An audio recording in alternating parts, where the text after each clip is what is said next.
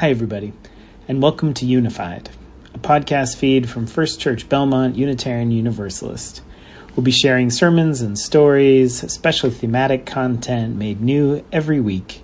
We're so glad you're here, and for more information about who we are and opportunities to grow and deepen, swing by the church on Sundays or check out our website at uubelmont.org. And for now, enjoy this new content. Good morning. I am the Reverend Martha Durkee Newman. Oh, it's so cool. Okay. This is the very first sermon that I preach for you as the newest ordained member of your Unitarian Universalist clergy.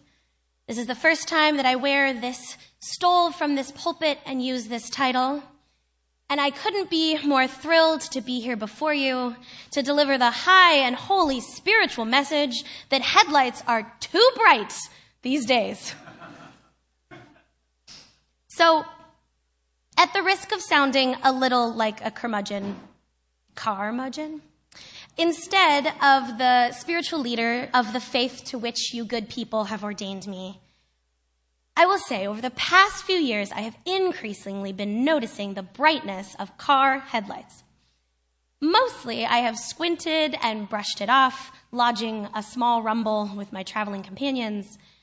But on one particular occasion last year, mountain goats on the side of the mountain, I was sitting at an intersection, and I could not see in my rearview mirror at all. And I could not see the light changing in front of me due to the blinding quality of the headlights oncoming at me, and I felt stuck and trapped in this intersection. Enough. I can't be the only one having this experience, I thought. So I started looking into it. According to publicly available data from the Insurance Institute for Highway Safety, the standard issue automobile headlight brightness has nearly doubled in the past decade alone. Last winter, Nate Rogers published an investigative journalistic piece for The Ringer looking into this phenomenon. For the previous 30 years, headlights remained the sepia-toned halogen lights, which had been used in generations of cars. And then LED headlights came onto the stage and were fast-tracked into near universal usage in modern cars. These headlights are much brighter with a wider swath and help the driver to see farther and more clearly. The Federal Motor Vehicle Safety Standard, Rule number 108, bear with me, written in 1968, I have accidentally become quite the headlight expert in this rabbit hole, has not been adjusted since 1968. There is no maximum brightness standard. And this is because it is widely understood that LED headlights keep the driver safe because the driver can see more. Talk to me in the coffee hour if you want to keep going down this rabbit hole with me. The Insurance Institute for Highway Safety rates car safety. The brighter your headlights, the higher your safety rating. Car companies want high safety ratings, so they up the brightness of headlights. The underlying philosophy is the brighter my headlights, the more I can see, the safer I am. However, when I was frozen in the intersection, unable to see behind me or in front of me, I was making other drivers less safe due to my own frozen, unsafe behavior. Blinding headlights, which hinder the ability to see of other drivers, then lead to an increased risk of car accidents. Blinding pedestrians also leads to the possibility of more accidents between cars and people on the road. People and other cars are negatively impacted by the increasing brightness of headlights that are supposedly keeping me, the driver, safe from harm. But when other people are at risk, this actually makes me less safe, because I am more likely to be in an accident if others are made less safe by me and my behavior. One headlight activist, Paul Gatto, who has interfaced with insurance companies, car companies, and federal regulation in his quest to reduce headlight brightness, says that he is dealing with a philosophical enemy. Daniel Stern, editor of Driving Vision News, who is not a fan of the headlight activists, says that their fervor for headlights qualifies them for an IRS classification as religious entities. So here I am, your newly minted minister, strangely now a newly minted car headlight expert, standing before you in our shared religious entity, preaching the good anti-headlight word. Why? Because this underlying philosophy, and I would argue theology, that I am safe when I self-protect, others be darned, is fundamentally antithetical to my values as a Unitarian Universalist. And, I would argue, the world that we are called to build together. And strangely enough, I think car headlights are revealing of the world that we have and the work that we have ahead of us. I know, deep in my own bones, that I am not free unless all people are free. I know that our freedom is predicated on our safety, so I am not safe while other people are unsafe. This belief is connected to a vision of the world in which we are collectively tied to one another. A world that I know to be true, but can sometimes feel hard to see or achieve because of the cultural values and practices that we have around individualism. One of the underlying philosophies behind the debate over headlight brightness is the prioritization of the standpoint of the individual. This, I believe, is one of the biggest foes we are facing as a people interacting with a changing world. Paul Gatto would call this a philosophical enemy. I would call it a theological enemy. In the United States, we have a cultural value of the individual as a starting point for analysis. The lone cowboy out on his steed, facing the elements alone, relying on no one. This image can sometimes evoke for us a certain American pride in the idea of an isolated individual, unconnected to other people. But this image is also the basis upon which some of the oppressions that keep our people divided from one another are based.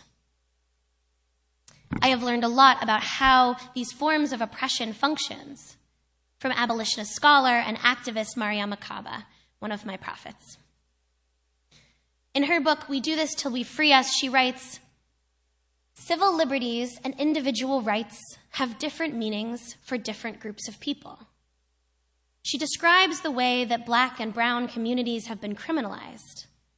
And she says, "A review of Black history suggests that by design or necessity, Black people have focused on collective rights and collective safety over individual liberty.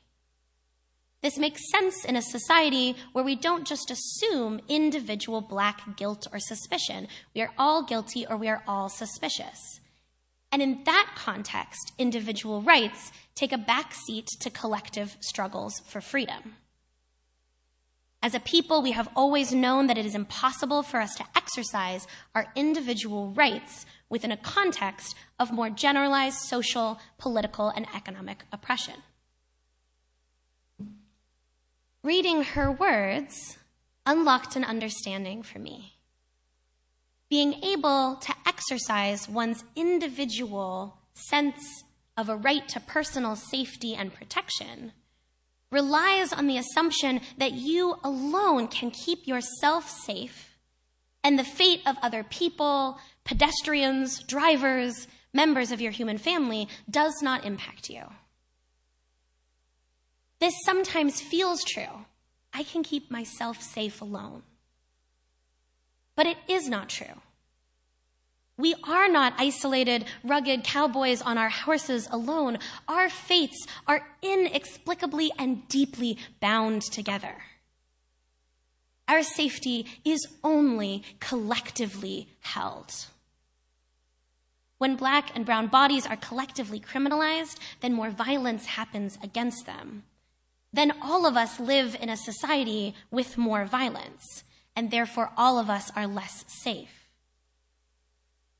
I care about the safety of my neighbors and friends, not only because I love them, but also because their safety is my safety. Their freedom is my freedom. I am made safer by their safety. I am made freer by their freedom. Yesterday, I joined with 100,000 of our neighbors and many of you to march for our democracy.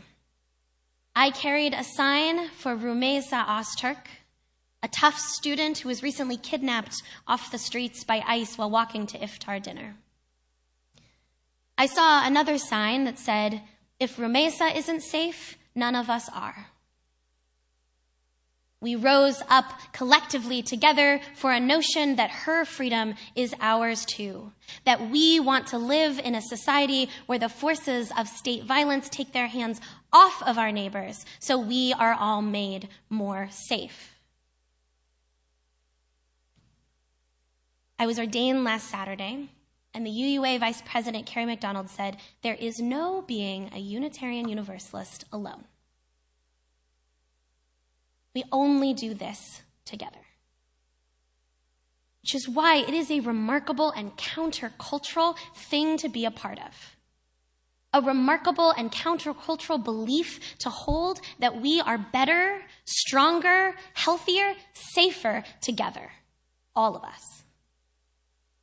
Going against the cultural value that teaches us and legislates us to have the highest, brightest possible high beams, and that is the only way to be safe. We understand another world to be not only possible, but achievable and close. A few weeks ago, I watched the Oscars. Bear with me. The Academy Award for the category of documentary went to a film called No Other Land. The award was given to the production team of Basil Adra, Rachel Zor, Hamdan Bilal, and Yuval Abraham. This documentary is about the destruction of the Masafer Yatta community in occupied West Bank of Palestinian territory by Israeli troops. Basil is a Palestinian human rights activist, and Yuval is an Israeli journalist. The two are beloved friends and a creative team. They spoke together when they accepted the award. Yuval, the Israeli man, said, "When I look at Basil, I see my brother, but we are unequal. We live in a regime where I am free under civilian law. Basil is under military laws that destroy his life and he cannot control. There is a different path, a political solution without ethnic supremacy, with national rights for both our people. Can't you see that we are intertwined? That my people can only be truly safe if Basil's people are truly safe and free. There is another way. It's not too late for life for the living. There is no other way." Earlier in our worship service, you heard words read by Chris from Aurora Levins Morales, a Puerto Rican Jewish poet and sixth-generation movement radical. She wrote the poem you heard earlier for Passover, which starts next week. She writes, "This Passover, who reclines? Only the dead, their cupped hands filling slowly with the red wine of war. We are not free. When we look at our world, there is so much destruction. There is so much pain. We live in a world that we have built, that has been built and left to us, where the grassroots movement of fascism has swollen to the highest halls of power, where our eyes are continually blinded by injustice and harm based on notions that we are not connected to each other, that we are not impacted by one another, that we owe one another nothing. and we stand at the edge of the sea, struggling to know how to cross. What do we do? Aurora says, we cannot cross until we carry each other. All of us refugees, all of us prophets, because this time no one will be left to drown. All of us must be chosen. This time it's all of us or none. Our community members are calling us to a better way of being, from Aurora to Mariam Makaba to Paul Gatto to Basil Adra and Yuval Abraham to Rumeysa Osterk, to the voices of our children and youth, a few of whom made protest signs earlier this week, saying peace for all. They are calling us, in Yuval's words, there is another way.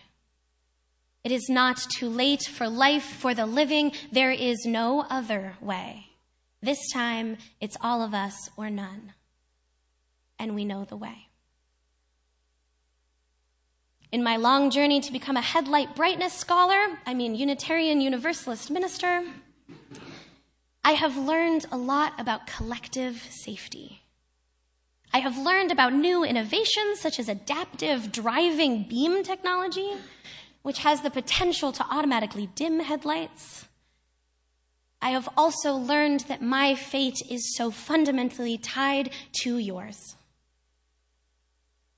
I cannot keep myself safe if my actions make others less safe. I have learned about the courage and imagination that it takes to really be dreaming of a world with freedom and justice for all people, embedded into the structures of the world we create, from unjust detentions to occupation, all the way down to car headlight laws. And I have learned what it looks like to stand in the pulpit, in the streets, at home, at work, and say it loud and clear for the whole world to hear that we know there is a brightness that does not blind. There is balance with carefulness and innovation and care rooted in a new philosophy. There are solutions rooted in our values of collective safety that lead us into a shared future. We cannot cross until we carry one another. And I know that we can cross this sea with just the right amount of light. Blessed be, may it be so, and amen.